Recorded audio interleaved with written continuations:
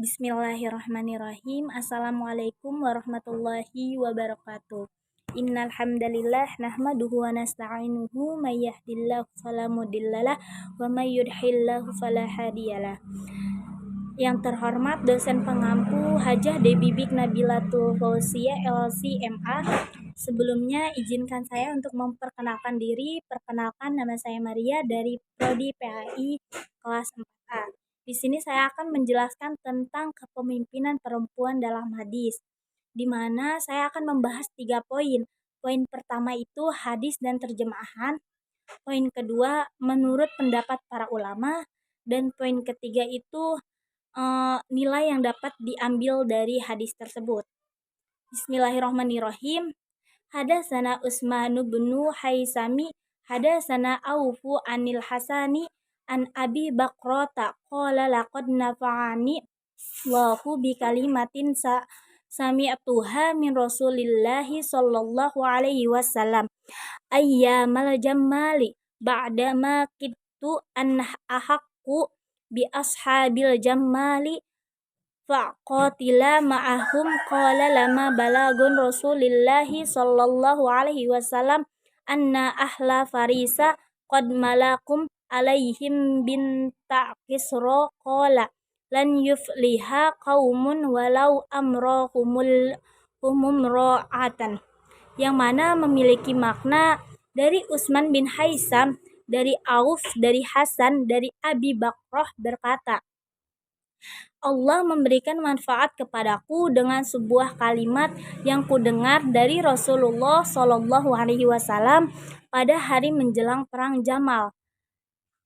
Setelah aku hampir membenarkan mereka, Ashabul Jamal, dan berperang bersama mereka, ketika sampai kabar kepada Rasulullah Shallallahu Alaihi Wasallam bahwa bangsa Persia mengangkat Putri Kisra sebagai pemimpin, beliau bersabda, tidak akan beruntung suatu kaum yang menyerahkan urusan mereka kepada wanita. Hadis riwayat Al-Bukhari.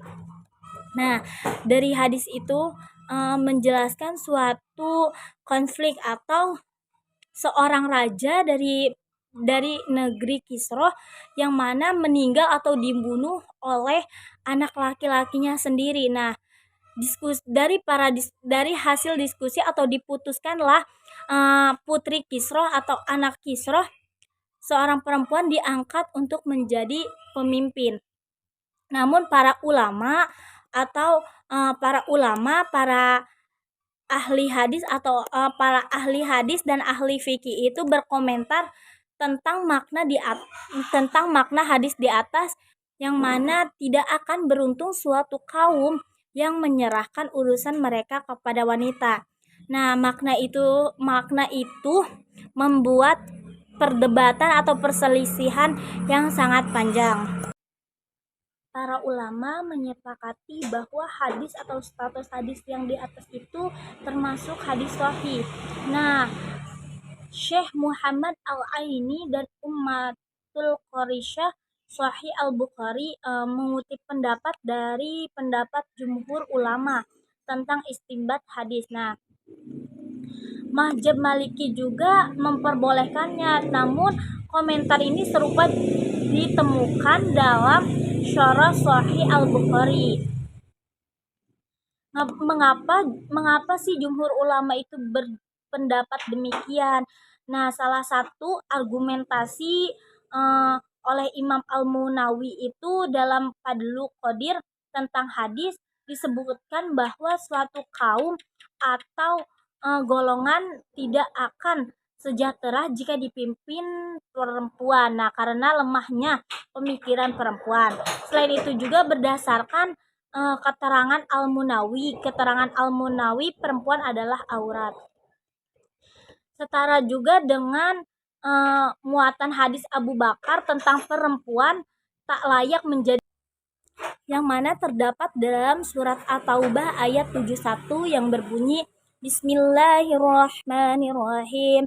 Wal mu'minuna wal mu'minatu ba'duhum awliya'u ba'di ya'muruna bil ma'rufi wa yanhauna 'anil munkari wa yuqimunas salata wa yu'tunaz zakata wa zakata wa yu'ti'una Allah wa rasuluh ulaika sayarmuhumullahu innallaha azizul hakim, yang mana memiliki makna orang-orang yang beriman, laki-laki dan perempuan, sebagian mereka menjadi penolong bagi sebagian yang lain.